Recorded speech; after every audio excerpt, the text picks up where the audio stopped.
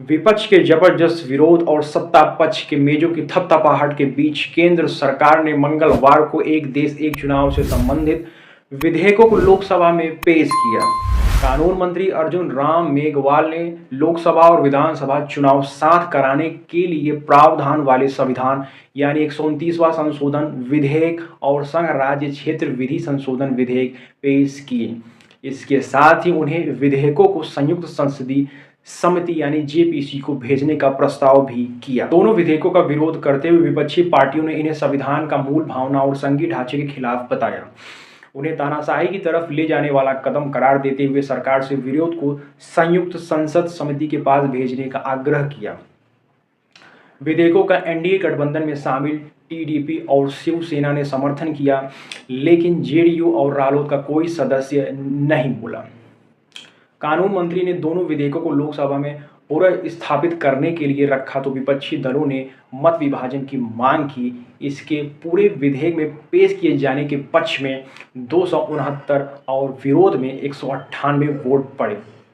गृह मंत्री अमित शाह ने कहा कि जब केंद्रीय मंत्रिमंडल की बैठक में चर्चा के लिए आए थे तब प्रधानमंत्री नरेंद्र मोदी ने मंशा जताई थी कि इन्हें जेपीसी को भेजना चाहिए। इसके बाद कानून मंत्री ने विधेयकों को जेपीसी में भेजने का प्रस्ताव किया। सरकार का मत है कि इन्हें जेपीसी में विचार को भेजा जाए। मेघवाल बोले, कोई नहीं बदल सकता है संघीय ढांचा कानून मंत्री मेघवाल ने यह दलील खारिज कर दी कि यह विधेयक संसद की वैधानिक क्षमता से परे है। संविधान का अनुच्छेद 368 संसद को ऐसी संशोधन की शक्ति देता है। संविधान का अनुच्छेद 327 संसद की विधानमंडलों के चुनाव में अधिकार देता है। इन्हें विधेयकों से ना तो संसद की शक्ति खत्म हो सकती है और ना ही विधानसभा की शक्तियां में कोई कटौती होती है।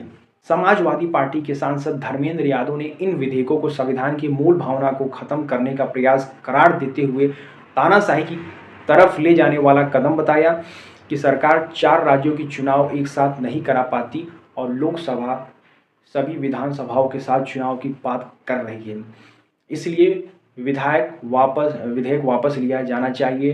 तृणमूल कांग्रेस कल्याण बनर्जी ने कहा है कि यह संसद के कानून अधिकार से परे है। विधेयक स्वीकार करार देते हुए उन्हें कहा, राज्य विधानसभा केंद्र और संसद की अध्यक्षता नहीं होती। उद्धव ठाकरे का कहना है कि यह विधेयक लोकसभा में पेश करने का केंद्र कदम देश के मुद्दों से ध्यान भटकाने का एक प्रयास है। वहीं सपा के प्रमुख यानी अखिलेश यादव जी का कहना है कि इस क्षेत्र के मुद्दों का महत्व खत्म हो जाएगा और जनता बड़े शांति मुद्दों के भ्रम में फंसी रह जाएगी, जो कि उनकी समझ से परे है। एक तरह से यह संविधान को नष्ट करने की एक और साजिश है। एसपी सिंह बघेल का कहना है कि यह संसदीय सुधार की दिशा में एक और बड़ा कदम है। वहीं चिराग पासवान केंद्रीय मंत्री का कहना है कि विपक्ष के कम से कम एक सदस्य को यह बताना चाहिए कि यह संवाद के विरुद्ध कैसे है। विपक्ष झूठ बोलने में माहिर है और झूठी कहानी गढ़ना चाहता है।